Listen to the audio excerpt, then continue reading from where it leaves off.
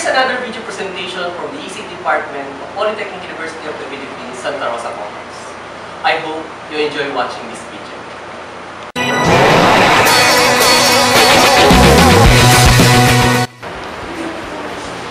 Hi, I'm Alexi. Hey Joy. Venus. Jerry. And I'm JD.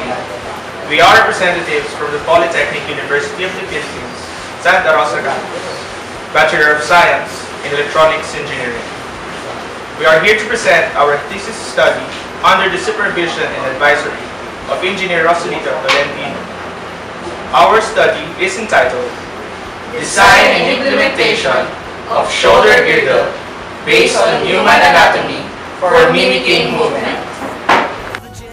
The shoulder girdle is a group of 4 bones that supports the muscles and ligaments of the shoulders. This bone group is comprised of 2 clavicles and 2 scapula, 1 set for each shoulder.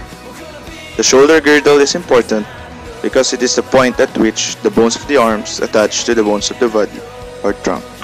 The space created by the junction of the clavicle and the scapula allows the ball of the humerus or upper arm to rotate. The shoulder joint allows for more variety of movements than any other joint in the body. The 3 bones which form the shoulder girdle are the clavicle, the scapula, and the humerus. Shoulder girdle in robotics consists of 3 revolving joints executing protraction-retraction, elevation-depression, upward and downward rotation. In the existing humanoid robotic arms, human shoulder girdle is always the neglected joint, but it plays a very important role in the motion of the human arm. The shoulder girdle is neglected because of relatively small ranges of motion, but its contribution to the human arm performances is extremely important.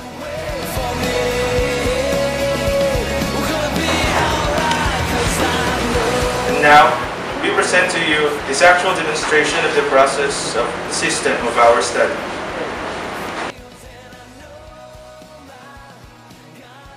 Our system is composed of 3 stages. First is a controller stage, using potentiometers as position sensors to read the movements of the human control.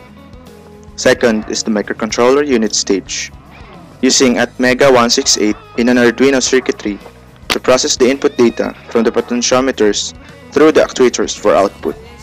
Lastly, the third part is the prototype end stage, using servo motors as actuators to mimic the movements of the human controller. The shoulder girdle movement have 3 degrees of freedom, namely elevation and depression, protraction and retraction, and the upward and downward rotation.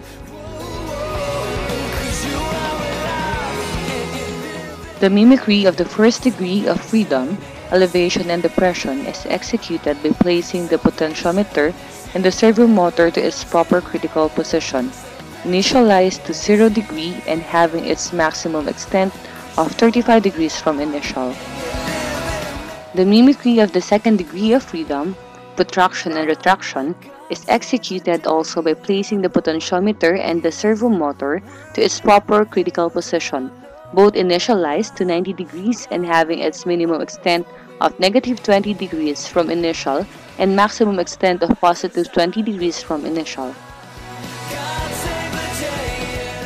The mimicry of the third and last degree of freedom, upward and downward rotation, is executed by using the potentiometer and servo motor representation of the shoulder joint to have a whole 90 degrees of motion, then having the potentiometer and servo motor used in executing the second DOF to add an additional of 60 degrees of range of movement to have a total of 120 degrees motion range for the upward and downward rotation.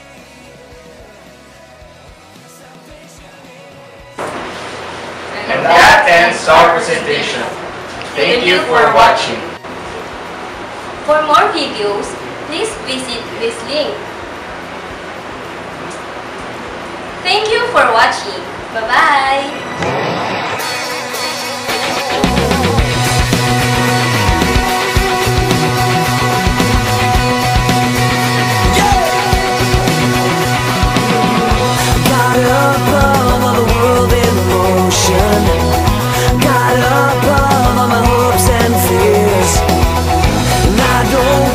What the world throws at me now. I'm gonna be